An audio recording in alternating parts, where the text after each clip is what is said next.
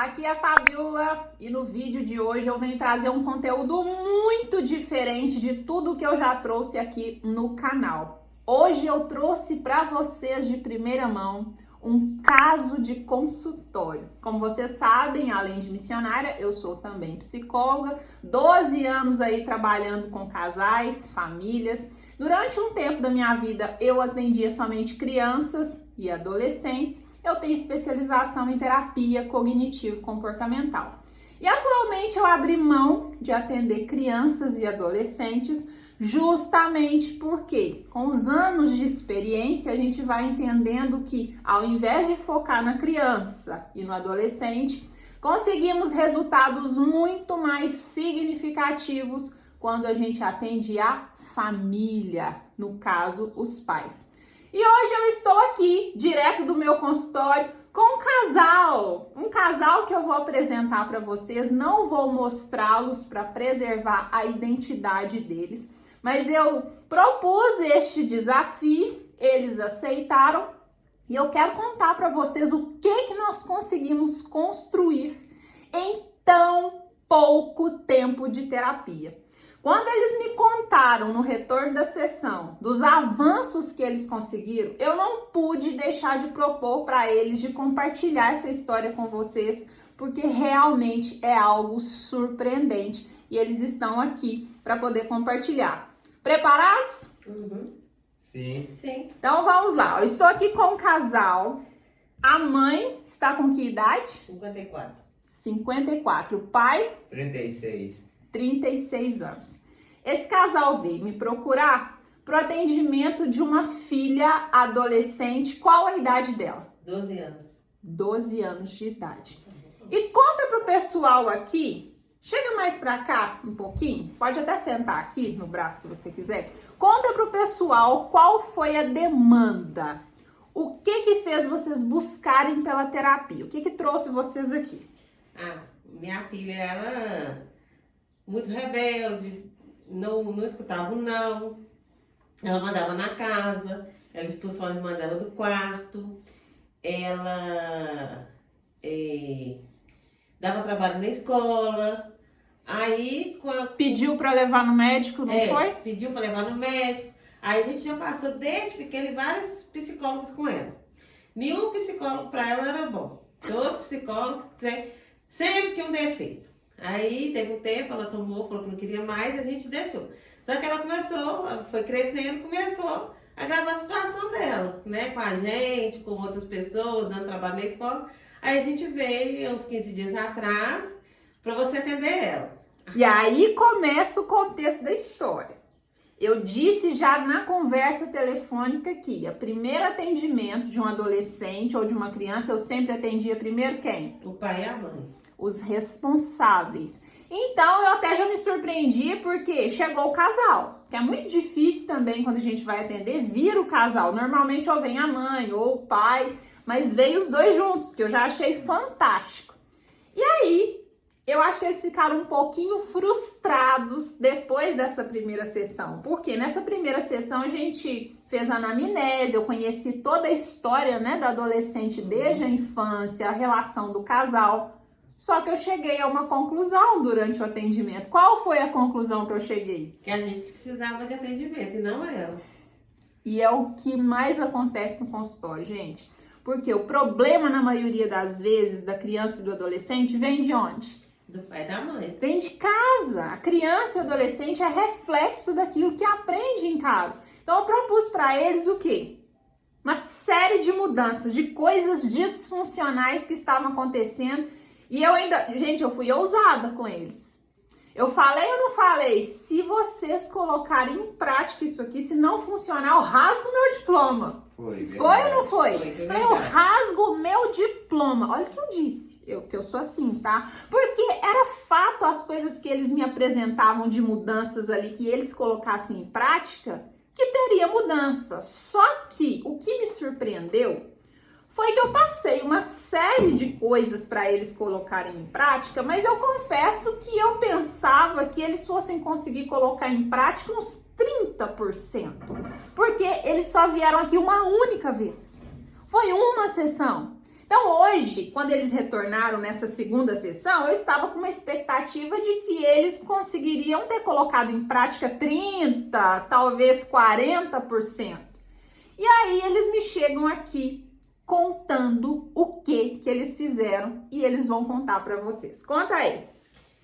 Primeira coisa, porque eu mandava em casa, né? Aí você colocou que a autoridade tinha que ser do meu esposo. Então, eu tirei essa função minha, que eu exercia, e passei para ele. Porque o que acontecia, gente? Só interrompendo aqui para vocês entenderem. Não é que a autoridade tem que ser só dele. É porque ela, sem perceber, tirava a autoridade do pai.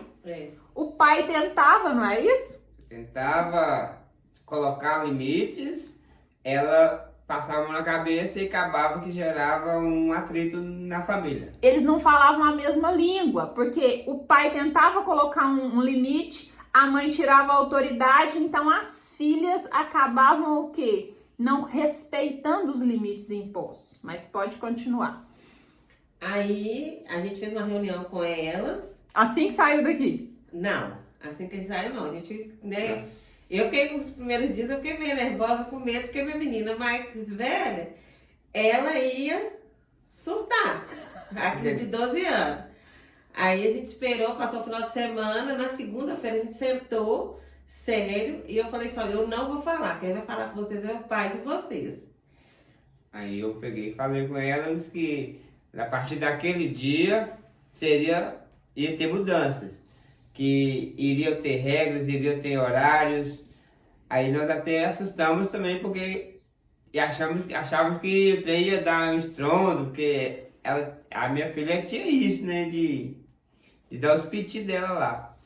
Porém, no segundo dia, a gente fez tudo perfeito, eu fiz a listagem que elas teriam que fazer em casa, obedeceram. A Fabíola mandou orientar a gente pra gente fazer, colocar tudo no papel que era para elas fazerem. As né? mudanças que eles esperavam das filhas. E quais foram essas mudanças que vocês impuseram lá? Foram fazer serviço de casa, serviço doméstico. Porque ficava tudo para quem? Tudo para mim. Que eu fazia tudo, porque eu chegava no serviço mais cedo, fazia tudo e elas, as marajás, deitadas. Deitadas o dia todo. Elas mexendo no celular. Elas não tinham obrigação nenhuma. Não. Tudo era eu e o pai que fazia. Aí eu coloquei em pauta que era para elas arrumarem os quartos, varrerem a casa, passar limpando, lavar banheiro e lavar a cozinha. E tá fazendo até hoje. Aí outra coisa que a gente tinha muito medo era quando fosse pôr o horário do celular, né? Era assim, eu confesso pra vocês, eu tinha muito medo, que eu falei, gente, essas meninas vão surtar. E aí foi a primeira vez, foi 10 horas da noite, que todos os dias, 10 horas da noite, o celular tem que estar conosco. E elas deitarem e dormir, porque elas trocavam o dia, a noite pelo dia. Elas ficaram a noite inteira no celular, não iam bem na escola porque tinham sono, porque estavam viciadas no celular. A primeira noite foi tranquila, achei que ia ser muito difícil. Deu 10 horas, elas entregaram o celular. Na segunda noite, já era antes das 10, nós já estávamos todos dormindo, porque elas de própria boa vontade entregaram o celular para a gente. E tem que seguir. Eu achei que a gente não ia conseguir, né? Graças a Deus a gente tem que conseguir manter essa regra para elas até no início. Elas me ligavam e falavam, mãe, meu pai mandou fazer isso. Aí eu falava, o que seu pai falou, vocês têm que fazer. Porque quando elas me ligavam, aí elas me contavam, mãe, meu pai me xingou. Tipo, ficava colocando eu e o pai um contra o outro. Então eu ligava pro meu marido e falava, não é assim que você fala com as minhas, pode deixar que na hora que eu chego eu faço o serviço. Não fica mandando elas fazer, não. Pode deixar que na hora que eu chego eu faço. E aí quando eu entendi que elas tinham que obedecer, escutar nós dois, quando elas me ligam agora não, caso me ligam mais. Eu falei, o que seu pai falou, vocês têm que fazer. Minha menina mais velha falou que a Fabíola era uma tirana. Gente, me apelidaram em casa de tirana, porque eu comecei a mudar a rotina da casa e elas estão assim, querendo saber quem eu sou, né? Porque elas acham que a Fabíola é uma pessoa muito velha, que tá fazendo a cabeça minha e do pai dela contra elas. Mas graças a Deus, assim, viemos em 15 dias, evoluindo bastante. Coisa que eu achei que não ia acontecer, coisa que eu achei que a gente não ia conseguir. O meu marido até mandou um vídeo falando que a máquina de... A máquina da limpeza voltou a funcionar, tinha 12 anos parada. A máquina da limpeza lá em casa agora funciona. Graças a Deus hoje eu chego, não preciso mais preocupar em arrumar a casa, né? Eu chego, minha casa tá toda organizada, porque assim, era uma desorganização total, porque elas não faziam, meu marido fazia com raiva, porque ele chegava cansado também, para não me ver estressada, ele pegava e fazia, e quando ele não fazia, eu chegava cansada e ia fazer, porque eu não queria briga com elas, porque praticamente quem mandava na casa eram as duas. Então, assim, para elas não, a minha filha, para ela não dar piti, eu deixava ela 24 horas por dia no celular, até no carregador. E eu achei fantástico uma coisa que eles falaram aqui, que foi o seguinte: como agora tem horário para mexer no telefone em casa, Aí descobri que existe rua.